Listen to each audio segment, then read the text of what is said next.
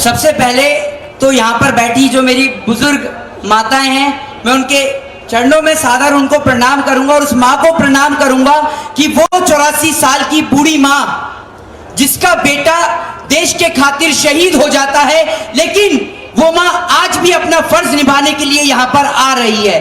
और वो मेरे बैठे बुजुर्ग जिनकी अभी घुटने की सर्जरी हुई है और वो यहाँ पर अपने दोनों हाथ में एक तरफ अपने बेटे को और एक तरफ अपनी पोती को लेकर आ रहे हैं और दिखा रहे हैं कि बेटा ये देश के हिंदुस्तान की खूबसूरती है और ये देश का हिंदुस्तान है।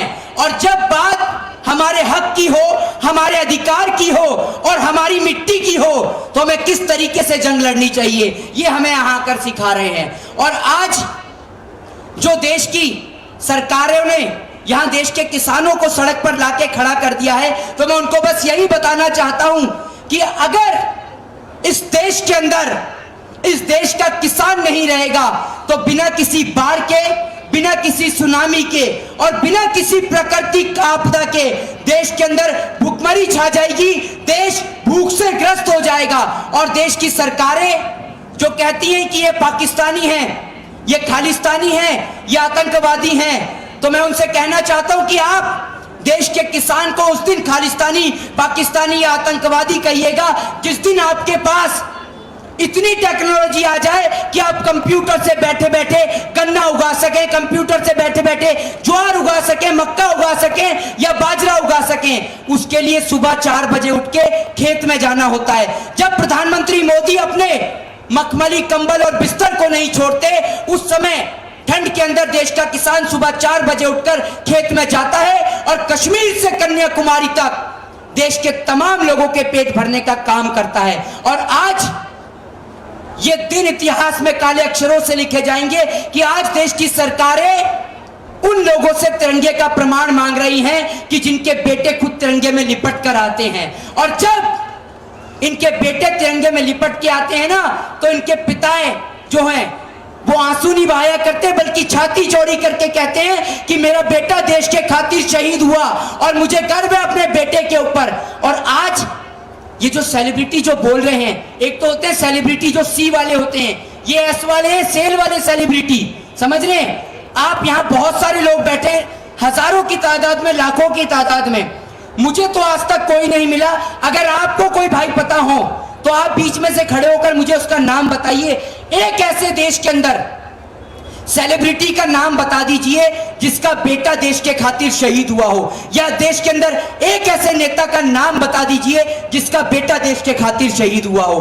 कोई नहीं है ऐसा देश के अंदर, समझ रहे हैं। देश में आजादी सभी को चाहिए, लेकिन लोग सोचते हैं कि भगत सिंह कौन बने और किसका बेटा बने, ये सोचिए आप देश के अंदर। और प्रधानमंत्री मोदी जी को कहना चाहूंगा कि अगर आप जनरल डायर है ना, तो हम भी जलियांवाला बाग हैं, चलाइए जितनी गोलियां आपको चलानी है। यहां पर एक नहीं, 1 लाख सीने, 1 करोड़ सीने तैनात हैं। और आप और हम सब बात करते हैं देश के अंदर राजगुरु सुखदेव और भगत सिंह की। लोग भगत सिंह की बहुत सारी बातें कहते हैं, कहानियां पढ़ते हैं, लेकिन आप सब लोग भगत सिंह के बारे में शायद जानते ना हो।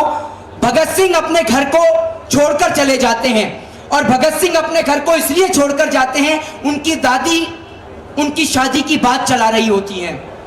तो भगत सिंह की उनकी दादी के आगे एक बात नहीं चलती है, जिस कारण भगत सिंह अपने घर को छोड़कर चले जाते हैं और पिता को लेटर लिख के जाते हैं। और उस लेटर में लिखते हैं कि पिताजी मैं आपसे क्षमा मांगना चाहता हूं कि मैं घर को छोड़कर जा रहा हूं, और वो मैं इसलिए जा रहा हूं ताकि मैं अपने देश के लिए, अपने देश को आजादी दिला सकूं।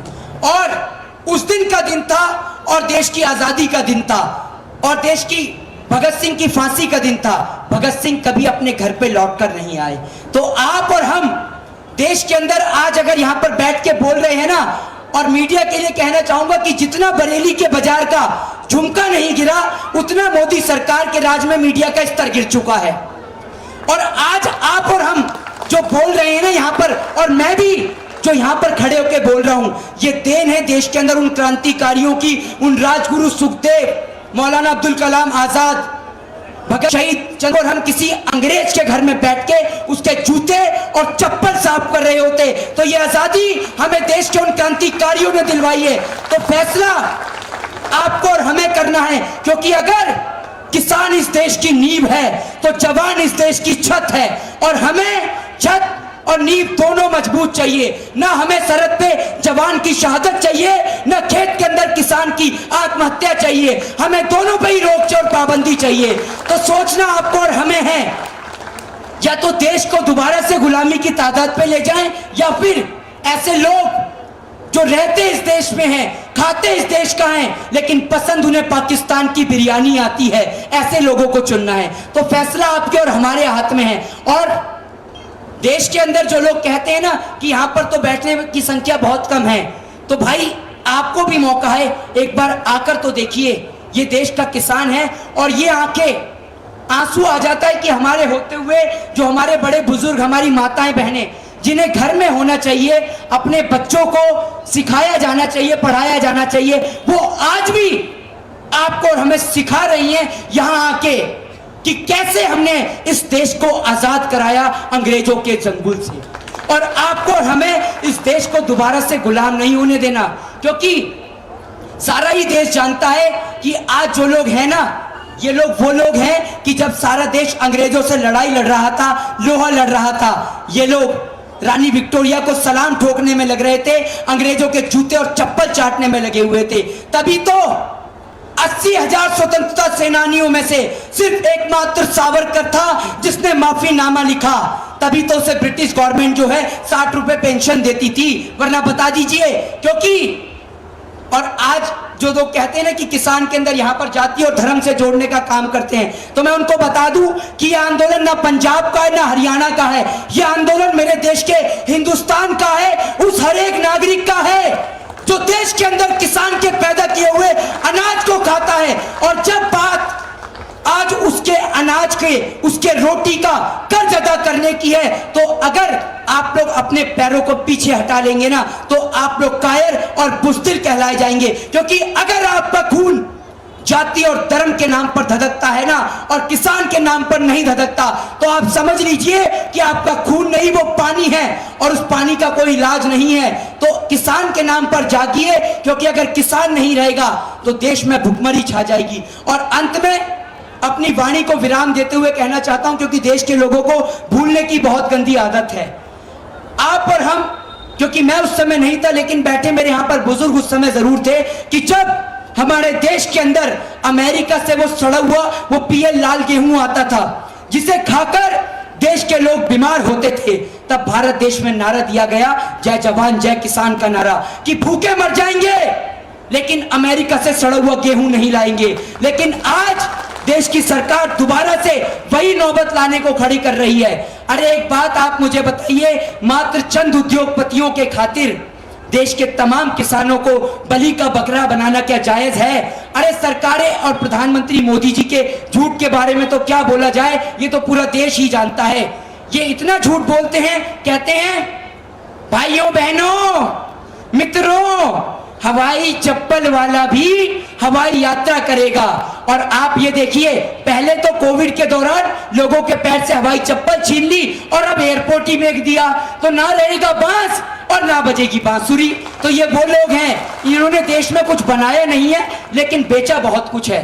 और एक अंत में बस एक बात बोलना चाहूंगा छोटी सी, कि जो लोग कहते हैं कि 26 जनवरी के दिन घटना को लेकर, तो उनके लिए कहना चाहता हूं कि 26 जनवरी के दिन देश का तिरंगा अपनी जगह वही लहर रहा था, उसी जगह लहर रहा था।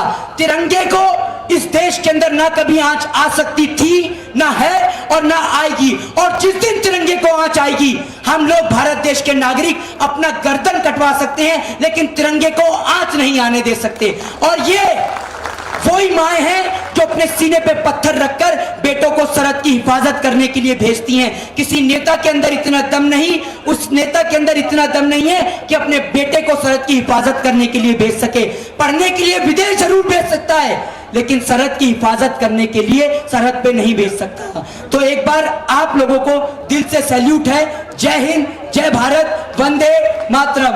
वाहेगुरु जी दा खालसा, वाहेगुरु जी दी फतेह। जो बोले सो निहाल। जय जवान, जय जवान, इनकलाब, इनकलाब। एक छोटी सी बात बात इनकलाब से बोलूंगा अंत में कि इनकलाब की अगर आप और हम बात करते हैं तो आप जानते हैं इनकलाब का नारा किसने दिया? इनकलाब का नारा देने वाले आज हमारे बीच नहीं है, शहीद भगत सिंह, जिन्हों को एक खंबे से बांध दिया गया था ब्रिटिश गवर्नमेंट के द्वारा, और खंबे से बांधकर उनके तन बदन से कपड़ों को उतारकर उन्हें पीटा गया था, मारा गया था। और भगत सिंह को जब खोला जाता है तो भगत सिंह बोलते हैं इनकलाब जिंदाबाद, इनकलाब। तो ब्रिटिश ऑफिसर उनसे पूछता है कि तुम्हें दर्द नहीं होता?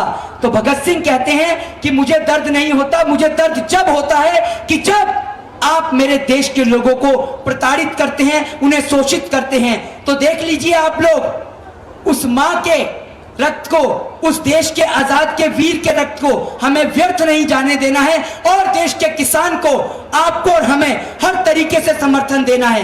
जय जवान, जय जवान, वंदे मातरम।